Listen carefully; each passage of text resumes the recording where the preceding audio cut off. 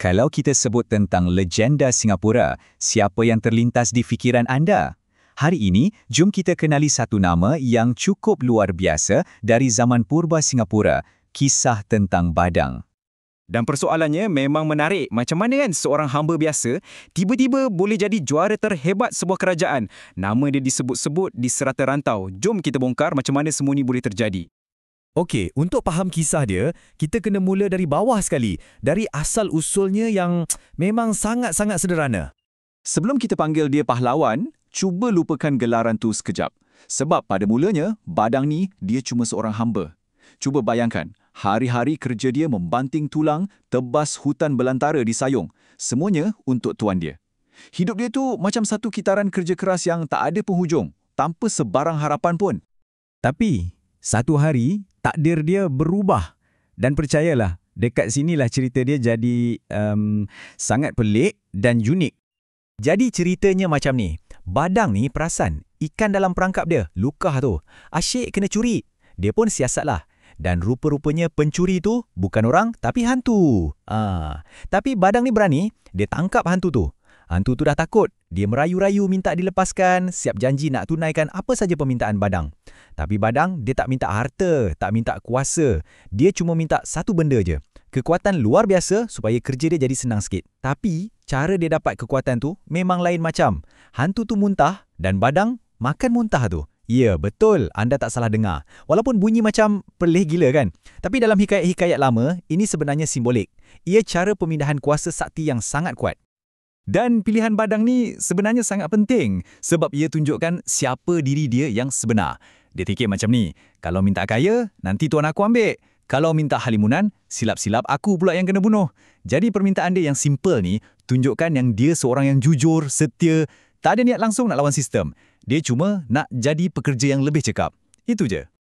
Nah, dengan kekuatan baru yang luar biasa ni, hidup Badang merubah 180 darjah.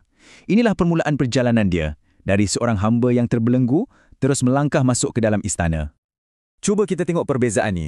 Dulu, dia cuma seorang hamba. Sekarang, hulu balang diraja, pahlawan utama raja. Dulu kerja dia tebas hutan untuk tuan. Sekarang, tugas dia pertahankan maruah satu kerajaan. Dari seorang yang tak ada apa-apa kuasa, dia dah jadi orang paling kuat dalam negeri. Jadi, apa Badang buat dengan kekuatan baru dia? Dia terus guna. Dia bersihkan hutan dengan kelajuan yang memang tak masuk akal. Pokok-pokok besar tu senang je dicabut sampai ke akar. Hasilnya, tuan dia jadi kaya raya. Dan sebagai balasan, akhirnya Badang pun dibebaskan. Dia merdeka. Tapi ini bukan setakat cerita kebebasan peribadi tau. Ini satu contoh mobiliti sosial yang pada zaman tu boleh kata mustahil lah. Bayangkan dalam sistem feudal yang sangat ketat, seorang hamba boleh lompat terus jadi pahlawan istana. Ini bukti yang bakat luar biasa tu kadang-kadang boleh pecahkan tembok sistem yang paling kukuh. Lama-kelamaan, cerita pasal kekuatan Badang ni sampailah ke telinga Raja Singapura, Seri Ratna Wikrama. Alkisahnya satu hari, ada satu perahu baru yang besar gila. Beratus-ratus orang cuba tolak masuk air, tapi tak gerak-gerak je. Jadi, Badang pun dipanggil. Dan, macam tu je, dia tolak seorang diri. Senang. Sejak itulah, Raja terus lantik dia jadi hulu balang istana. Sekarang, Badang bukan lagi sekadar orang kuat biasa. Dia dah jadi simbol kekuatan Singapura. Dan tak lama lepas tu, reputasi dia ni akan diuji oleh pencabar-pencabar dari luar. Reputasi dia ni diuji dalam dua pertarungan besar. Yang pertama, datang seorang pahlawan dari India, Nadi Bijaniakra. Dia datang mencabar. Jadi mereka pun bergusti. Lontah batu besar, semua depan orang ramai. Dan Badang menang, senang-senang je. Hasilnya, Singapura dapat 7 buah kapal. Cabaran kedua pula datang dari Benderang, pahlawan dari Perlak di Sumatera. Tapi kali ni, cara dia lain sikit, lebih diplomatik. Untuk elak sesiapa malu depan orang, ujian dibuat secara tertutup. Dalam ujian bertindih paha ni, Badang sekali lagi buktikan kekuatan dia setanding kalau bukan lebih hebat lagi. Okey, yang paling best kat sini sebenarnya bukan pasal lawan-lawan tu, tapi pasal apa yang ia maksudkan. Ini bukan setakat adu tenaga tau, ini diplomasi. Diplomasi yang dijalankan melalui pertunjukan kuasa. Badang pada masa tu, dia dah jadi macam aset strategik untuk Singapura. Setiap kali Badang menang, ia sebenarnya kemenangan diplomatik untuk Singapura. Benda ni mengukuhkan nama dan kedaulatan kerajaan di mata jiran-jiran serantau dan yang penting, tanpa perlu perang, tanpa tumpah darah. Kekuatan fizikal Badang ni dah jadi satu aset negara yang tak ternilai. Hebatnya, kisah Badang ni tak hilang macam tu je. Legasi dia kekal. Bukan setakat dalam cerita orang, tapi terpahat betul-betul pada batu.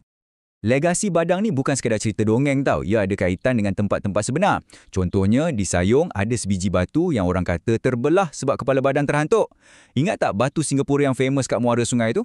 Ramai percaya itulah batu yang dia lontar masa bertanding dulu. Tapi tanda hormat paling besar datang lepas dia meninggal. Cuba bayangkan, Raja dari Kling yang pernah jadi lawan dia tu hantar batu nisan khas sebagai tanda hormat.